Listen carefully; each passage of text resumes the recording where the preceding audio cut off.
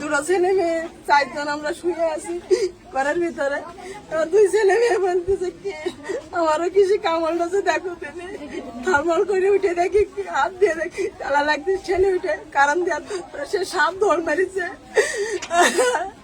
ছেলেটা বলতিস কি আমার কিছু হচ্ছে না, আপা দেখো কি করতেছে। এবার ওই মুহূর্তে কবিরাজ বাড়ি নিয়ে গেলাম, কবিরাজ আবার লাগে বিষ কমে গেছে, আর বিষ নাই।